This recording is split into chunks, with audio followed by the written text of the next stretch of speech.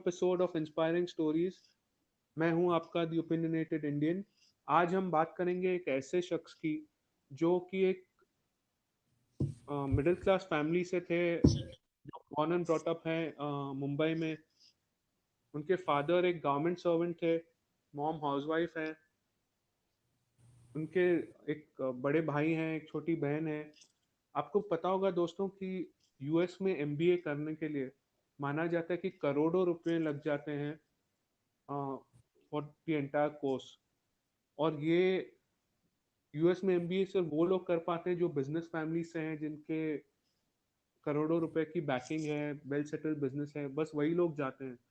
Middle class families generally avoid करते हैं क्योंकि बहुत ही एक्सपेंसिव होता है। मास्टर्स करने चले जाते हैं, बट एमबीए बहुत ही कम लोग जाते हैं।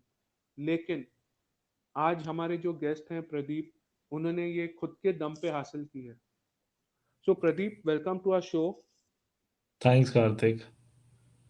तो प्रदीप, आप अब पहले हमें बताइए अपने बैकग्राउंड के बारे में कि आप कहाँ पे आपकी स्कूलिंग हुई, कहाँ, क्या किस कोर्स आपने before doing going on to MBA.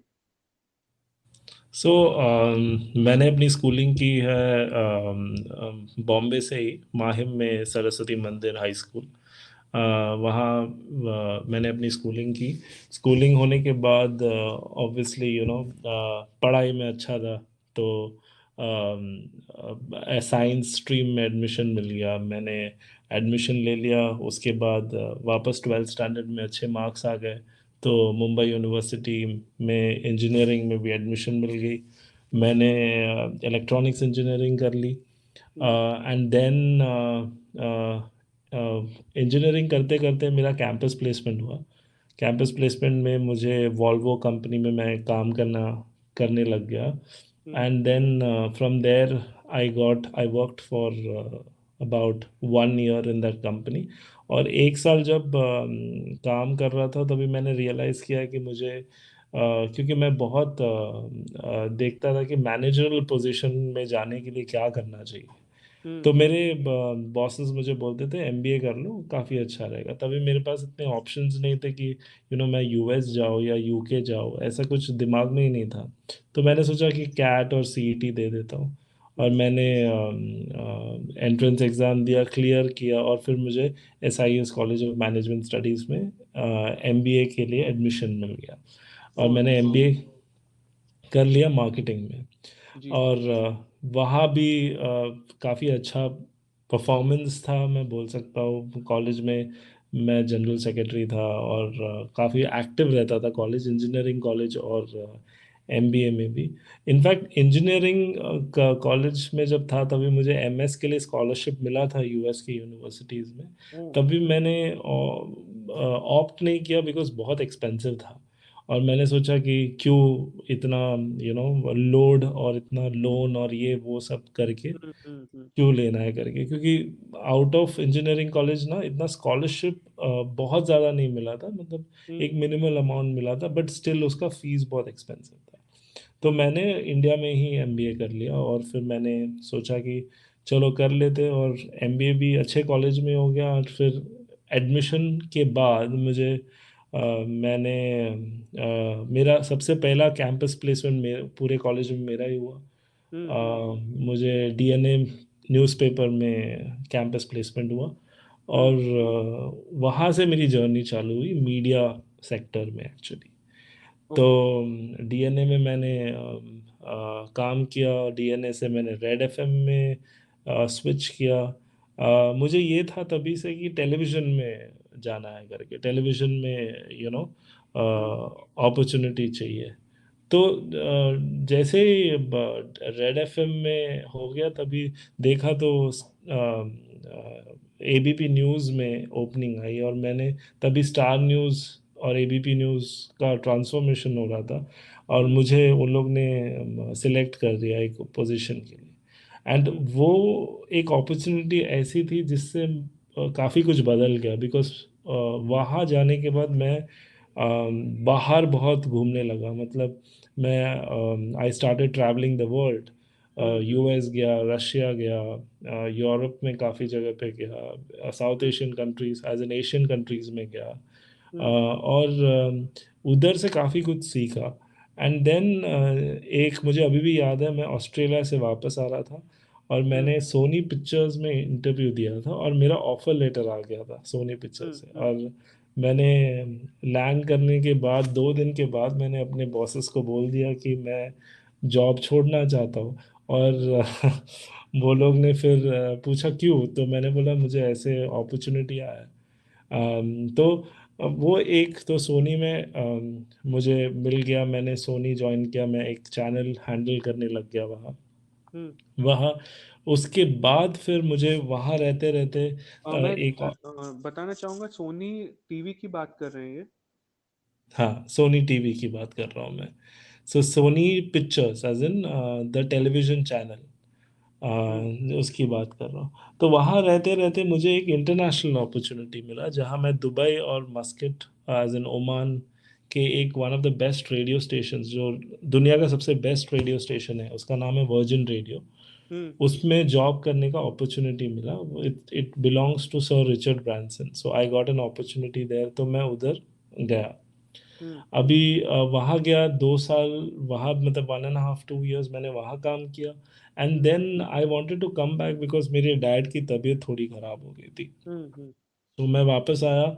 मैंने इधर आके मुझे एक अच्छी अपॉर्चुनिटी मिली और मैंने एम एक्स प्लेयर ज्वाइन किया।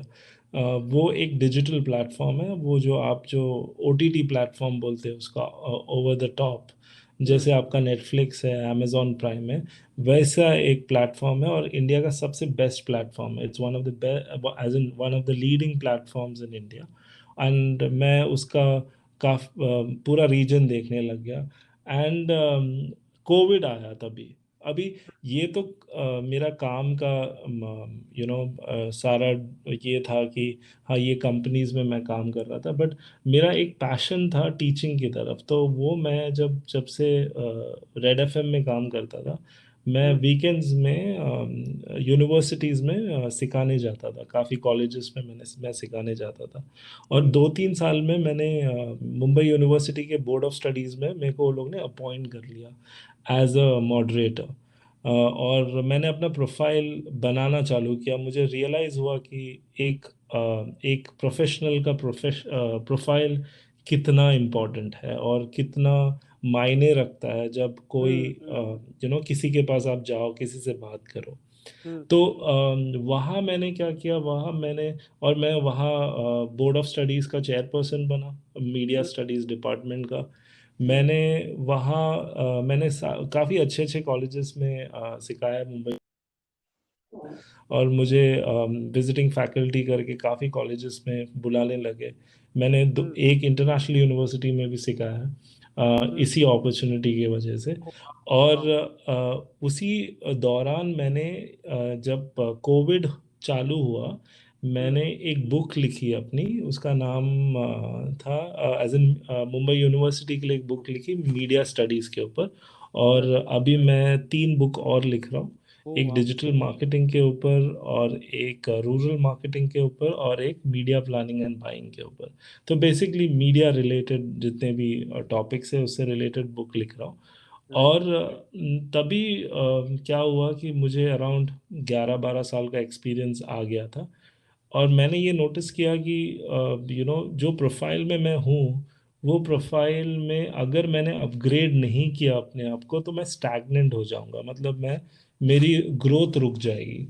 अभी हम्म। वो ग्रोथ नहीं रुके तो मैंने क्या किया, अपना ये जो प्रोफाइल मैंने बनाया हुआ है, मैंने सोचा कोविड आ गया था, घर पे था और मैं काम घर से कर रहा था, तो मैंने जीमैट के लिए प्रिपेयर करना चालू कर दिया। मैंने बोला मैं सबसे टॉप यूनिवर्सिटीज़ में अप्लाई करके देखता हूँ।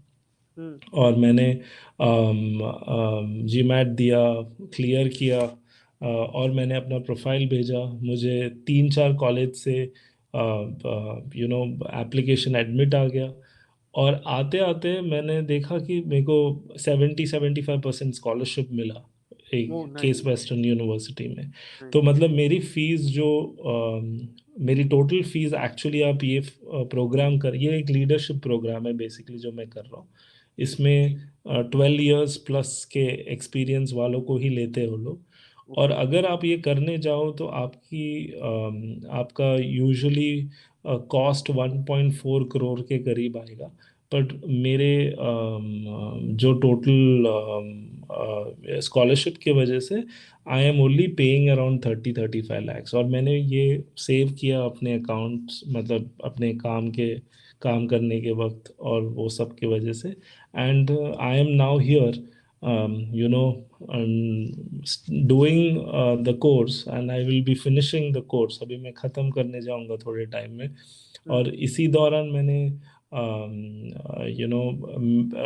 मैंने काफ़ी दूसरे काम भी किए हैं। लाइक मैं कंसल्टिंग करता हूँ, अभी बिजनेस कंसल्टिंग करता हूँ।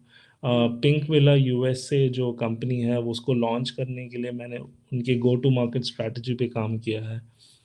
मैं एक डायमंड बेस्ड कंपनी, न्यूयॉर्क की एक डायमंड बेस्ड कंपनी के लिए मार्केटिंग कंसल्टेंट हूँ। तो ये अपॉर्चुनिटीज़ मुझे लगता है कि मेहनत करके सही तरीके से अगर अपने आप को पोजीशन करो तो ही मिलेगा, otherwise you won't get it. और मेरा ये मानना है कि आपको सीखना, कंटिन्यूअसली सीखना चाहिए, आपको रुकना नहीं चाहिए। जी जी। तो या मैं एक पहला सवाल तो ये है कि जो 2-3 साल के एक्सपीरियंस वाले इंडिया के युवा हैं, जो बिजनेस फैमिली से नहीं बिलोंग करते हैं और 1.4 करोड़ अफोर्ड नहीं कर सकते हैं, क्या उन्हें भी यूएस में ट्राई करना चाहिए कि नहीं करना चाहिए? फॉर श्योर उनको ट्राई करना चाहिए। ऐसा ऐसा वो एक्चुअली वो जमाना गया कार्तिक, वो पहले ऐसे होता था। व्हेन मैं स्टार्टिंग में जब मैं इंजीनियरिंग करके निकला था तभी कोई अपॉर्चुनिटी नहीं थी, पर अभी काफ़ी अच्छी पॉसिबिलिटीज़ है।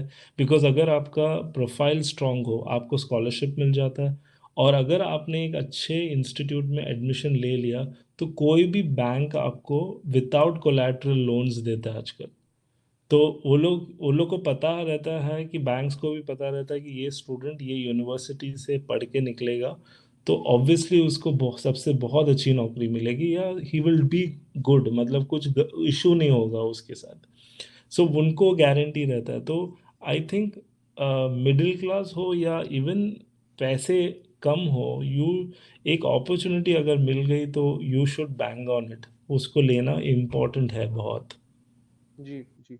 और अगर इस पे और ज्यादा गाइडेंस चाहिए होगा तो फिर किससे कंसल्ट करना चाहिए इंडिया में? मैं कंसल्टिंग करता हूँ। ये जो भी स्टूडेंट्स हैं जितने भी स्टूडेंट्स हैं, मतलब उनको अगर कुछ पता नहीं रहता है कौन से कोर्स का क्या करना है, यूके ले लो, आप कनाडा ले लो, या यूएसए ले लो, या कोई भी यूरोपियन कंट्री ले लो, मैं कंसल्टिंग करता हूँ। और मैं स्टूडेंट्स को ये भी गाइड करता हूँ कि किधर कहाँ कौन से जगह पे आपको इन्वेस्ट करना चाहिए, कैसे यूनिवर्सिटीज़ में एप्लीकेशन डालना चाहिए, वीज़ा प्रोसेस क्या होगा, आपके फिनेंशियल्स कैसे रखने हैं। ये सब प्रोसेसेस मैं करता हूँ। Any one can get in touch with me तो एक्चुअली क्या आप ऑल्सो। प्लीज अपने कोऑर्डिनेट शेयर करेंगे? हाँ जी, मैं शेयर कर देता हूँ। मैं यहाँ बोल दूँ अभी? या